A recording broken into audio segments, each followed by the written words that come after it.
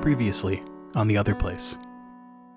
Let's go shopping! Wilbury had the front doors of the Steeple Rock open. It is a crisp autumn day as the three of you step out into the busy market.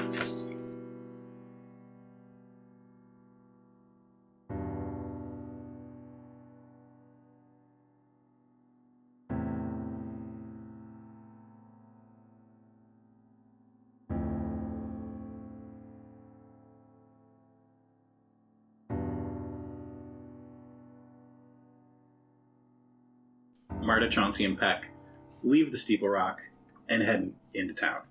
Today's market day. The ports have been busy overnight, unloading things from boats and barges from all over the continent. Walking through town, you see people of all different types. You see stone folk, you see sea kith, people that look like lizards, people that look like birds, people that look like deer, everything. Every type of person is here today. There are stalls set up in between the shops that normally line the street, and it is very loud. All the locals are out and buying things and trading. What are we in the market for today? You've got certain specific mission items that you're looking for. So, today, Chauncey is wanting to find some kind of amulet or crystal or talisman to somehow glow or give some kind of signal if we're in the presence of anything dead. Okay, good luck. There were a few items that you actually needed for your missions too. Salt, iron shavings. That's what you initially came out here to Right, look for. right, but Marda has those on her list. So I just figured I'd let her focus on that. I'd focus on me. Yeah, okay, so that's a point of clarification. Mm-hmm. Are we completely out of salt and iron shavings? Okay. We needed more, yeah. We definitely need more, but I can't remember if I used mine that I had. No. Okay, so we do need some. It's really just a bag of salt. Okay, so I have all my iron filings, iron shavings. Okay, so I just need more salt. I mean, I'm going for iron spikes anyway, so I can pick up some iron filings probably really easy. Cool, that sounds great. If you can get the salt, because that'll probably be more further in the market, I'm just going to the blacksmith. So we're splitting the party again. No, we shouldn't. No, it's fine. Actually, I feel like Every single episode. we should. all go in different directions. All right. It's fine, I'm used to it. I mean, When your this GM is if says- this is going to be the mall episode. We're not going to be shopping together at every single store. Right. So the three of you get to the major crossroads at the center of town. Peck and Marda head off to the north, where the blacksmith is because you passed it before on your journeys out and about. And I think Chauncey would stay behind for a second, try to get the lay of the land, see where the things that she's looking for might be. So Peck and Marda head north. Yeah. What sort of places do you pass on your way to the blacksmith? I mean, there are a bunch of different stalls, like people out with their, knitted and crochet wear, and there are some quilts, and there's definitely, a fish section. I can smell it. It's kind of rough. Then there's, some pretty kind of evergreen stuff in a stall, and some leatherwork. Lots of leatherwork. It's like going to the Ren Fair. Mm-hmm. So much leatherwork. Then we come to the blacksmith. He's always there. Yep. So, I imagine that he's kind of on the square and, the market shops have filled in everywhere. Yep. And we just went to the edge. So we come up and he's got a couple apprentices working in the shop and he's kind of at the front of the booth. Actually, I don't think that's a he. That's totally a chick. I love me a lady blacksmith. Right. So the blacksmith shop is big, and there's a large open outdoor area where all the apprentices are working. Inside the shop is sweltering. What does this blacksmith look like? She has really amazing, biceps and forearms, and I kind of can't get over those. And she has this beautiful black hair and blue eyes and, really striking features. Man, I wish, I look like that. Is she human? She is human. Huh. Yeah, maybe I could dye my hair like that. That would make me stand out. She really stands out. I mean, like, I guess I need to go talk to her. She's like wiping her calloused hands on her leather apron right now and talking to some other customers. And I mean, I hope she notices me hi. She finishes up the transaction with the other customers. On the counter, there are a bunch of little trinket kind of things out, probably special for market day, little pieces of jewelry and things that It's like a horse. There's like a horse. Little iron horse. Things that the apprentices make, practice. And she turns to you. Hi. Hello. What can I do for you today? Hi, so I kind of, like, need some, like, iron spikes and stuff. I want to, like, tie them on my whips, and I was kind of wondering if, like, you have a bunch of iron shavings? We really need some iron shavings. One of my apprentices can help you out with that. You just want our garbage? Yes, please. Paul, come here, please. And one of her apprentices, he's wearing a big apron with some scorch marks on it, comes up. This young lady needs just scrap iron, the shavings. If you would provide that, please. Yes, please. And he runs off and starts sweeping. Nice. Is there anything else you need today? No, just that, and then the things for the end of my whip to make it like mean like. I'm afraid that will be a custom order. Oh. It shouldn't cost too much if that's what you're worried about. I mean, I can pay for it. How does 10 silver sound? I can pay 10 silver, that's okay. And we'll have them ready for you this evening? Okay, yeah. Very good. My name's Marda, thanks. She writes down your name and a description of what you want. And when Paul, the halfling, comes back with a bag of iron scraps, she hands him the note. Please see that this is done by tonight. And goes on to help the next customer. What do I owe you for this? Oh, it's just, we would throw it out. Okay, great, thanks. You're welcome. It's an honest blacksmith. And she, I like her. It's because it's a lady. Wait, what was your name? you can call me Octavia. Okay, thanks, Octavia. Next. Well, I don't yet have anything absolute that I'm picking up at the moment, but I am sort of casting my eye around the shop. Yeah, there's one whole wall of weaponry, just all sort of hanging there. There are maces. some pretty nice looking battle axes. Yeah, some pretty great maces. Roll a knowledge adventuring. Yeah. I would like a knowledge adventuring check from Peck, please. What am I rolling to do? I just got a success. So, looking at these weapons, you can tell that they're very skillfully made. Mm-hmm. I have an appreciation for Really the craft. nice swords, The craft of war. battle axes, maces, and an array of shields. I have a weakness for a good battle axe, but it's really defensive power that I need. And some of the shields catch my eye. One in particular. Tell me about it. It is in a circular shape. It is a very large shield. It's got the typical wooden paneling. What would that normally be? Oak? Something like that? You do oak. It's got the metal studs nailed into it and a metal rim. But what makes this one special are the iron spikes coming out in all directions, which really appeals to my sense of it being just like a smushed mace. Mm-hmm. Yeah. And I really like the idea of being able to stab people at the same time as I defend. That could potentially happen. I'm going to endeavor to make that happen. Some good luck. Well, since I have such lucky rolls. Yeah. I see you eyeing our fine weapons. Yes, I must commend you on your craft. You've got a particular eye for detail. I especially like this circular, the mace-like one. Oh, that shield. The shield, yes. How much? 160 silvers, please. And And I have to say, that is our paladin special. how did you... Oh, well, she is wearing her paladin stuff, so... What would it normally be? 240. And Peck doesn't believe it. But she'll appreciate a good craftsman, so she doesn't really haggle too much. She haggles a little bit. Mm-hmm. Do you want to roll to negotiate? Yes, I do want to roll and negotiate. Do the haggle check. Haggle check. It's negotiation. Presence. 2. I really thought I had more presence. You do have presence. You're 10 feet tall. I'm 6'4". I know. No, it's 6'6" now. Just goes up every time. Well, I feel like you could What did I write reasonably. down? I feel like you could reasonably be 6'8".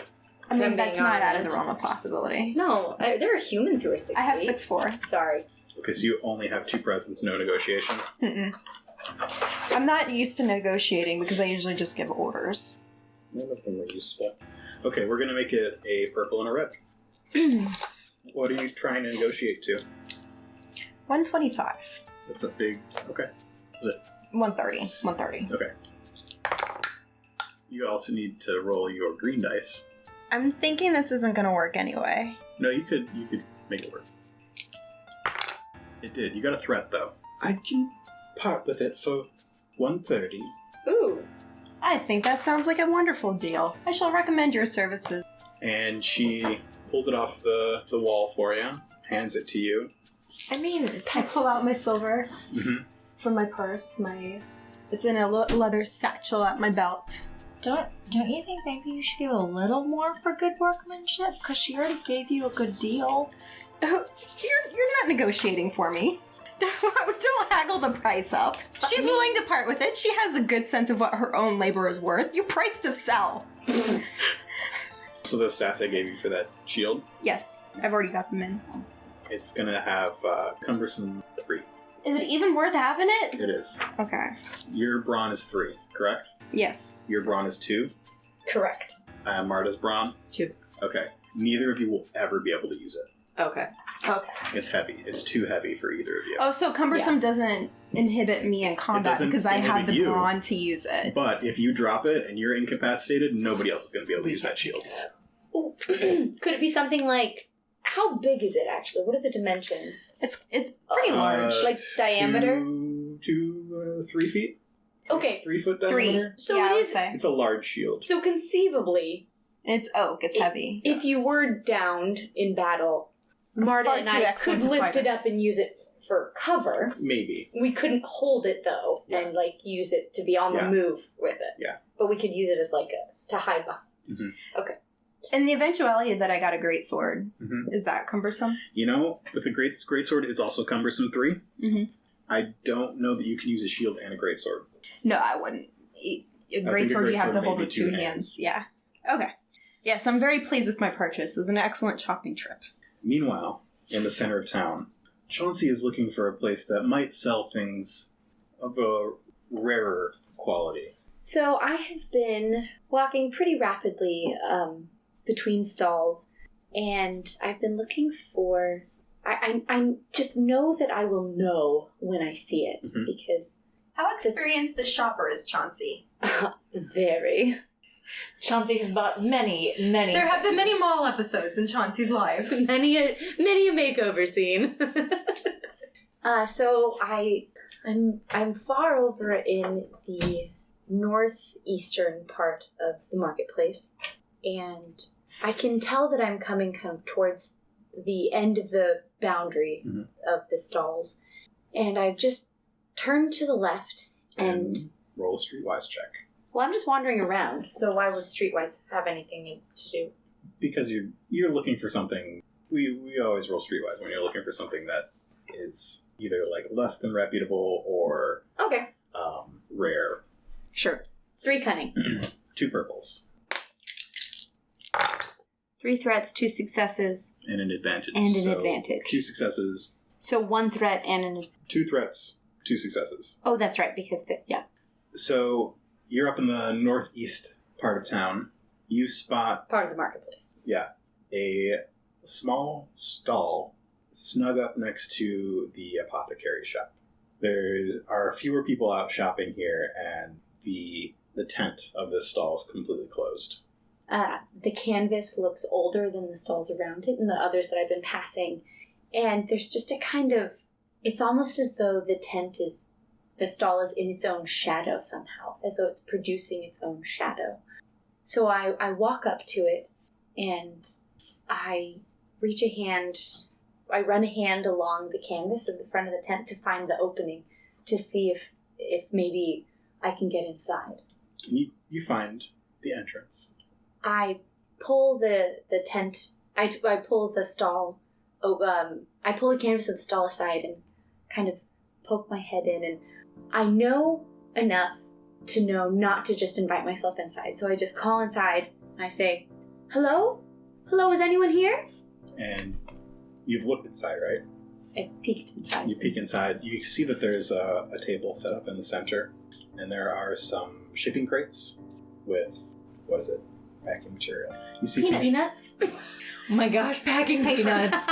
You mean the shavings? They discovered surf. It's not the sawdust, Styrofoam. but No. the wood shavings. wood shavings, Okay. basically. Yeah. You peek your head inside the stall, and you see a large table in the center, and there are a few candles burning on it. You see some shipping crates with wood shaving packing materials. You get the smell of the wax and the wood, and it actually kind of reminds you of being back up north. And sitting at the table there is a man. What does he look like? He's very, very, very old, and he looks small and hunched over, but as though that were just evidence of his age, that he's been alive so long that he's just shriveled up and is so small. He has a really, really long grizzled beard, and he has a kind of a stocking cap on his head. Is he human? He's human, but there's something very inhuman about him at the same time, as though his human appearance was his choice. His skin is very, very, very pale. Did you say he had, like, shockingly blue eyes? He has shockingly blue eyes. Shockingly blue eyes. So you see this man sitting at this table, and he sees you. "Welcome, young one. Please come in. Have a seat." I gingerly make my way into the tent and navigate the boxes to the table and sit down. "Good morning, sir. My name is Chauncey Fitzcharles, and I'm looking for something." You walk up, and do you take a seat? Yes, I've sat down. Okay. And what are you looking for? Well, I have been searching for many years for a special kind of something, and it's as though I don't quite know what it is, but I know that I'll know it when I see it. It's to help me in a task that I have to complete. You see, I feel as though my life is drawing me to fight against the undead that are popping up all across our world, and there's just something about it that I feel I must battle. But I know there's something out there to help me in this, and I'm sure I sound like a crazy person, but do you have anything like that? I believe I may have an item similar to what you are looking for. Gets up from the table and shuffles back to one of the boxes and starts digging through the little wood shavings. He pulls out another box, a smaller box. It's just a little larger than his hands, so it's a handheld little box. Like the size of like a cigar box? Yeah, maybe a little smaller. Okay. Almost a cube. Cool. And I'd like you to make a perception check. I have 3 rank in perception and 3 cunning. So it's 3 yellows, 2 purples. Oh, good. Nice They're all success. canceled out. So I have 1 two successes. Yep. So he walks back, he picks up this box. It almost seems like as he picks it up, he's taller, he's got a straight back, and then he comes back to the table and he looks just as he looked when he walked in. Old man, long beard, white hair with startlingly blue eyes. When I see the transformation as he walked across the room, I kind of caught my breath and my eyes were wide, and then when he turned back and was transformed back into the old man, I rubbed my eyes and looked again to see if perhaps I'd imagined all of it. And he puts the box down on the table and opens it up. It has a little amulet inside it. When he opens the box, I lean forward over the table to get a closer look. I see this amulet, and there's something about it that I'm drawn to, and I immediately know the minute I lay eyes on it that this is what I've been looking for. That's it. How did you know that's what I've been looking for all these years? Do you even know what it does? I have no idea, but for some reason I know that's what I need. Well, this amulet, and he picks it up and shows it to you. He puts it in his hand, and the chain dangles over the back of his hand as he shows it to you. It will glow when you are in the presence of the dead. You see it. It is a small circle, maybe about 2 inches in diameter. You can't quite tell what it's made out of. It's whitish, brownish. It looks old, sort of yellowed. Is it like a stone inside or a crystal, or is it like opalescent, wooden? The outside of it is sort of that whitish, yellowed material. And Oh, kind of like a resin? Maybe. Okay. And then on the inside, there is a black piece of stone, maybe obsidian. And he looks you up and down and says, "You look like you may be able to afford this." I reach my hand out, and he drops the amulet in my hand, and I bring it closer to me, and I'm running my finger around the perimeter and across the black obsidian stone in the center. The white yellow is smooth with age. This thing looks like it's very old. Like maybe hundreds of hands have done the thing that you're doing right. When I hear him say that perhaps I could afford it, my countenance drops, and I hold my hand back out to him. He takes it. Well, sir, contrary to my appearance, I'm afraid that I couldn't possibly have enough to afford such a thing. I can tell by looking at it that it's priceless. Where do you keep your sword hilt? Is it under your jacket? Is it showing? Your My dagger? Your mystery sword hilt. So the way that my outfit works, so it's the jacket part is fitted in the back, the tunic part is fitted in the back, and I have like fitted gray trousers. But in the front, there's a really long swath of fabric that's very flowy.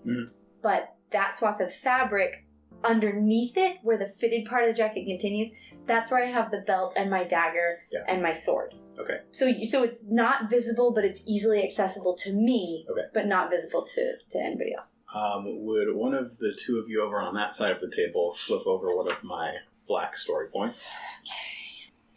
You might as well flip yours over to it right now. No? Why would I do that right now? Because you can't flip it as I flip them anyway. I know. So you want me to completely block you? Sure. Okay. Whatever. You don't have to. Okay. I don't have to do it every game, Mark. Chauncey's going to roll a stealth check against a red and a purple. That's 3 agility. 3 greens, 1 red, 1 purple. Can I flip over a story point? You can. Yep. Yeah, I know. I thought that was a question. No. An ask. It was not an ask. That was a tell. She demands. Okay. I demands. So you're flipping a story Flip point a story to change point. a green into a yellow. Yeah. Now I'm going to flip that one back over. There we go. Equilibrium. That's not equilibrium. No. Well, words. Fudge! No, you got it. Did you just roll that into the cookie plate? Yeah. I kept it, though, because I liked it. A success. And how many advantages? 2? 2. No, 1, 2, 3. No, I have 2. 4. 1 success, 2 advantages. Yes. So 2 successes and 1 failure. Yeah, but 2 those cancel each threats other. and 2 advantages. Yeah. So a success. So I have a success and an advantage. Okay. It is 800 silver. Well, I'm afraid that, and I get kind of embarrassed, I only have 65 silver. Normally this would be quite easy for me. I mean, in any other circumstance, like if I were back home, I could afford this without even thinking, but I'm afraid that that's all I have. And I kind of reach my hand into the pouch hanging on my belt, and I feel some things that I brought with me from my home in Longvale. In Longvale. Are you flipping a story point to make these exist? No, I'm using my deep pockets talent. Okay, cool. So you have something that is worth up to 100 silver. Yes. And silhouette 0 or 1. Yes, exactly. Okay. Encumbrance of 0. Encumbrance of 0. Okay. Exactly. Yeah. You can't, and it's no right. Silhouette 1 is a person. Exactly. You can't pull that up. Wouldn't that be cool, though? What a skill. Maybe when I'm better at magic. And as I reach my hand to my pocket, my eyes open and I raise my head really quickly and I look at him. But perhaps I have something that is of a different kind of value to you, sir. And I pull my hand out and I have a bunch of pine needles tied together with a lavender ribbon, a little silk bag filled with pine nuts, and I lay them on the table. These are greatly prized where I come from, in the forests of Longvale, and perhaps here they may have even greater value? And I slide them across the table towards him. There's something about this person. Well, and I do have 2 threats, and I'm aware of that, Uh-huh. and I'm waiting to see how you're going to use them, and I'm a little... You just got 4 advantages on your stealth check, though, which you can... Cancel out the threats with? You can use them for something. Okay. You may hold on to them. You don't like them? But they're very valuable, I assure you. I have no need, and you may need them later. I will give this to you as a gift.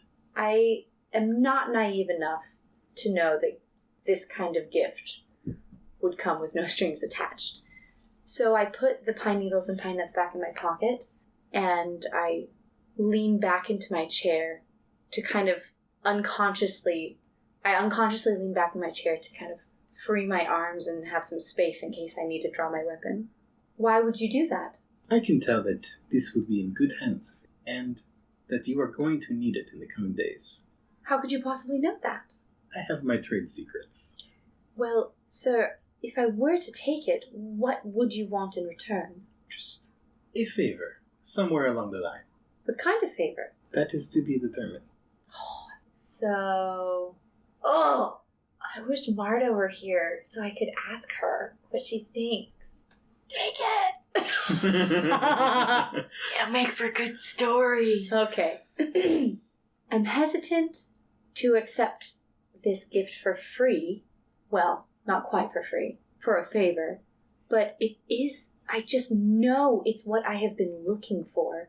And I know that he's right, that I will need it in the coming days, because I can just sense that something in the air is building here on this island, and that something's about to happen, and that we stirred it up when we went to the house. So I reluctantly reach my hand across the table with my palm open.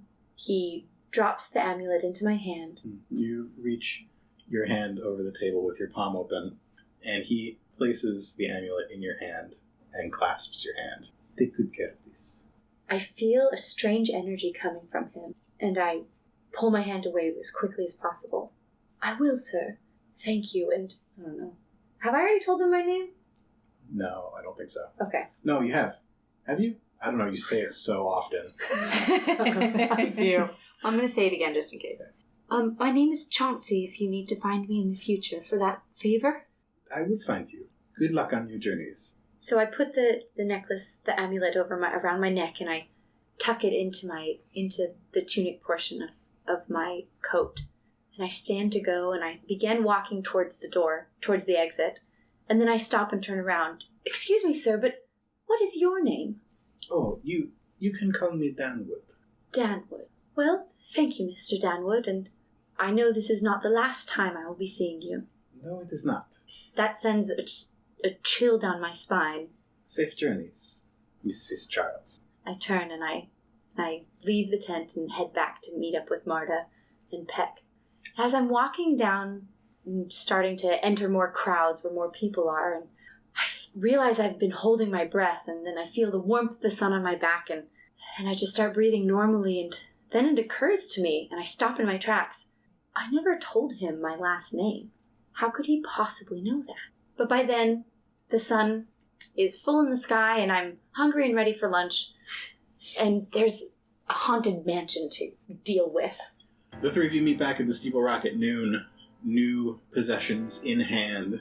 What's next for Chauncey, Peck, and Marda? I mean, I kind of feel like we should go take care of that house now while it's less scary. Mm-hmm. I'm just saying. And I got a bunch of iron filings. I forgot to get the salt! Oops. I mean, I guess we could, get it on our way. Pink Himalayan, right? Pink Himalayan. I do think I passed a salt stall close to where we came in. I definitely passed one on the way to the blacksmith shop. There was one right next to the apothecary. I know. I forgot. Sorry. No one's gonna ask what I was doing all that. I mean, we knew You you didn't went out ask to get us. stuff. Yeah, but I went out to get the salt. We can talk about it on the way. Where's the salt? I forgot it. I already said that. That was I know I'm asking judgmental, in character. Nikki. Oh. So, as we start to leave the market, I see a salt stand next to a stall full of spices. Mhm. I see salt over there. So I run over and I see a beautiful mound of pink Himalayan salt crystals. Mm-hmm. There's a sea kith with pink scales and frilly fins on the side of her face selling the salt. Good morning, milady. I would like... Marda, how much salt do we need? I don't know, like a bag? You're the ghost hunter? Well, Peck is so impressed by them right now. I would like a 1 pound bag of your finest pink Himalayan salt, please. Very good. I was not expecting that. I was not prepared, Mark. and she turns and grabs a big scoop and starts scooping pink salt into a 1 pound bag. What is she saying while she's doing this? She's trying to whistle, but she's got fish lips, so it's not really working. Do it. And She's not saying, one scoop. I can't even do it. 1 scoop, 2 scoops, 3 scoops. That's about a pound. She puts it on a little scale and puts a little piece of metal on the other end, and it balances out to a pound. But tops it off just a little bit more. And that'll be 3. Wait, you got the Himalayan? That'll be 7 silver, please. I hand her the 7 silver and take the bag. It's been a pleasure doing business with you. Enjoy market day. Okay, so you get your salt and you head through town to the east towards the Bellman estate. Is that what you're doing? Yeah, right? Yes. Okay. We need to go take care of that. You did have some other leads. Did you want to follow up on them, or What are their you're leads? happy to head towards the place? Wait, what leads do we have? Through your conversation with Gerald, you talked about the alchemist. Oh. You talked about Halfdan, the former constable. He lives on the other side of the city? Yeah. Lives... Yeah. Halfdan is outside of town. Nobody goes to visit him. And the Northwest alchemist... The alchemist was probably... The apothecary shop that you're just next to. Yeah, I realized that's why you mentioned that it was next to the apothecary. I'm sorry. I didn't pick up on these little breadcrumbs because I have a terrible memory and I wasn't there because I was technically in a coma. You picked up on the last name. So, we go to the salt shop with the apothecary next door, realize it's next door, and go to talk to the alchemist, who I feel very suspicious of. But anyway. I do too, actually. Okay, so rather than head east towards the mansion, Right. y'all went back up towards where Chauncey actually was. Yes. Okay. So as you get to the apothecary, Chauncey, you notice that stall is not there. As I'm walking down for the second time today, the street where I met Danwood, I see that next to the apothecary, that is hard to say. Mm-hmm. Apothecary. Next to the apothecary, there's just an empty lot, as though no stall had ever been there. Peck is giving Chauncey a side eye. Have you said any of this out loud, though? No, I haven't said anything out loud, but I kind of stopped in the middle of the street. Yeah, so Marda and Peck keep walking a couple paces, and then I think Marda would notice. Mm-hmm. Yeah. Hey, Chauncey, come on, it's just up here.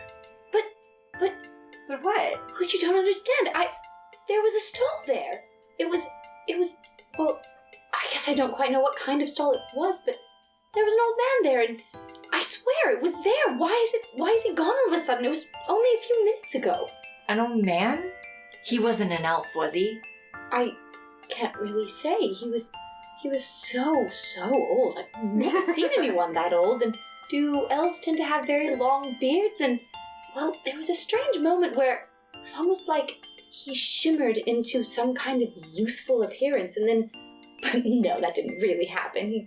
It's impossible. He's a young man and disguised as an old man? I bet he's an elf.